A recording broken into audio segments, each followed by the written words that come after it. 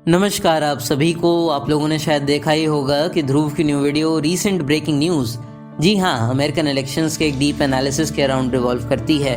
रफली 25 मिनट्स की वीडियो है जिसकी हर एक डिटेल हम सिर्फ 5 मिनट में कवर करेंगे। तो चलिए देखते हैं। एक हिस्टोरिक कमबैक के साथ डोनाल्ड ट्रंप वापस व्हाइट हाउस में जाने वाले हैं as the 47th president of United states.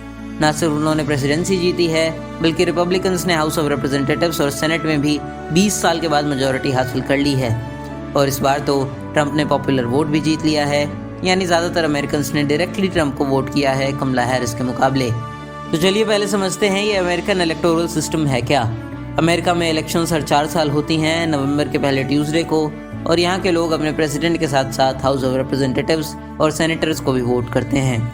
House, जो इंडिया के लोकसभा की तरह है, इसमें टोटल 435 सीट्स हैं जिसमें मेंबर्स पॉपुलेशन के हिसाब से अलग अलग स्टेट्स को रिप्रेजेंट करते हैं। दूसरी तरफ सेनेट, जो हमारे राज्यसभा की तरह है, इसमें 100 सीट्स हैं, हर स्टेट से 2 सेनेटर्स। ये सेनेट बहुत पावरफुल है क्योंकि यही लोग फेडरल जजेस और सुप्रीम कोर्ट जस्टिस को अपॉइंट करते हैं। अब आते हैं प्रेसिडेंशियल इलेक्शंस पर। अमेरिका में आपके वोट से डायरेक्टली प्रेसिडेंट नहीं बनते बल्कि इलेक्टोरल कॉलेज के थ्रू डिसाइड होता है। इलेक्टोरल कॉलेज में 538 इलेक्टर्स होते हैं और इनका रोल होता है फाइनल डिसीजन लेना। हर स्टेट में कुछ इलेक्टर्स हैं पॉपुलेशन के हिसाब से, और जो भी कैंडिडेट 270 इलेक्टर्स को अपनी तरफ कर लेता है वही प्रेसिडेंट बनता है, यानी 270 एक विनिंग मार्क है। यहाँ पर विनर टेक्स ऑल का सिस्टम भी है, मतलब अगर एक कैंडिडेट स्लाइट मेजॉरिटी भी ले आए किसी स्टेट में तो उस स्टेट के सारे इलेक्टर्स उसी कैंडिडेट को वोट करेंगे। इस वजह से कभी कभी कमला हैरिस जैसे कैंडिडेट ज़्यादा वोट शेयर जीत सकते हैं पर फिर भी इलेक्टोरल वोट हार जाते हैं, जैसे हिलरी क्लिंटन के साथ 2016 में हुआ था। अब बात करते हैं सेफ स्टेट्स और स्विंग स्टेट्स की। कुछ स्टेट्स कंसिस्टेंटली रिपब्लिकन्स या डेमोक्रेट्स को लॉयली वोट करते हैं, जो सेफ स्टेट्स कहलाते हैं। पर कुछ स्टेट्स में कंपटीशन टाइट होता है, जैसे एरिजोना, जॉर्जिया और पेंसिल्वेनिया। इन्हें स्विंग स्टेट्स कहा जाता है क्योंकि यहाँ वोट्स थोड़े से भी इधर उधर हों तो रिजल्ट बदल सकता है। इस इलेक्शन में ट्रंप ने सारे 7 स्विंग स्टेट्स जीतकर अपनी विक्ट्री सिक्योर कर ली है। अब देखते हैं ट्रंप की जीत का इम्पैक्ट इंडिया पर क्या होगा। एक मेजर फोकस ट्रंप का इलीगल इमिग्रेशन पर था।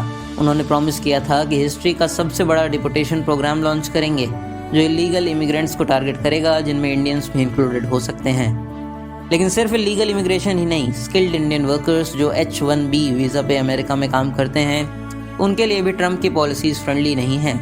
पहले ट्रंप के टेन्योर में वीज़ा रिजेक्शन रेट 6% से बढ़कर 24% हो गया था, तो इस बार भी रूल्स टाइटन हो सकते हैं। इकोनॉमिक पॉलिसीज़ में ट्रंप ने प्रॉमिस किया है कि वो इन्फ्लेशन पर काम करेंगे और अमेरिका फर्स्ट स्ट्रैटेजी पर फोकस करेंगे, जो इंपोर्ट्स पर हाई टैरिफ्स लगाने पर फोकस करता है। इंडिया के लिए इसका मतलब है कि स्टील और एल्यूमिनियम एक्सपोर्ट्स पर फिर से टैरिफ्स लग सकते हैं, जैसे पहले ट्रंप के वक्त में लगाए गए थे। उस वक्त इंडिया के स्टील सेक्टर को मिलियंस का लॉस हुआ था, तो इस बार भी इकोनॉमी पर इम्पैक्ट पड़ सकता है। और अब सबसे बड़ा ग्लोबल इशू क्लाइमेट चेंज। पिछले टर्म में ट्रंप ने अमेरिका को पेरिस क्लाइमेट एग्रीमेंट से बाहर कर दिया था और एनवायरमेंटल रेगुलेशंस को भी लूजन किया था। इस बार भी ट्रंप ने कहा है कि वो ऑयल और गैस प्रोजेक्ट्स पर रिस्ट्रिक्शंस कम करेंगे और पेरिस एग्रीमेंट से एग्जिस्ट कर सकते हैं।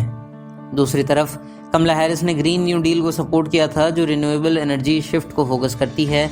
लेकिन ट्रंप के वापस आने के बाद पोल्यूशन और कार्बन एमिशंस पर इम्पैक्ट होगा, जो ग्लोबल क्लाइमेट के लिए एक सीरियस कंसर्न हो सकता है। ऑल्सो एक और इंटरेस्टिंग बट कंसर्निंग ट्विस्ट ये है कि डोनाल्ड ट्रंप अमेरिका के पहले कन्विक्टेड प्रेसिडेंट हैं। सुप्रीम कोर्ट ने उन्हें हश मनी केस में दोषी पाया है और अब 26 नवंबर को उनका सेंटेंस अनाउंस होगा। अगर अरेस्ट होते हैं तो क्या वो प्रेसिडेंशियल पावर से इंटरफेयर कर पाएंगे, ये देखने वाली बात होगी। और लास्ट में अमेरिकन पॉलिटिकल सिस्टम का एक यूनिक एस्पेक्ट है, यहाँ सिर्फ 2 ही पार्टीज़ हैं जो डोमिनेट करती हैं, रिपब्लिकन्स और डेमोक्रेट्स। इस डुओपोली की वजह से किसी थर्ड पार्टी का ऊपर आना मुश्किल है, जो डाइवर्स रिप्रेजेंटेशन और पॉलिसीज़ को लिमिट करता है। ये डेमोक्रेसी की स्पिरिट को टोटली अंडरमाइन कर रहा है। तो ये था डोनाल्ड ट्रंप के इलेक्ट होने पर एक क्विक टेक। आपको क्या लगता है, क्या इंपॉर्टेंट देखने को मिल सकता है ट्रंप के टेन्योर में? कमेंट में अपना ओपिनियन ज़रूर बताएं। और अगर ये वीडियो पसंद आया एंड आप ऐसे ही कम टाइम में इन्फॉर्मेशनल वीडियो समरीज देखना पसंद करेंगे तो प्लीज़ चैनल को सब्सक्राइब करें एंड वीडियोज़ ज़रूर शेयर करें। लास्ट तक जुड़े रहने के लिए आपका बहुत बहुत शुक्रिया।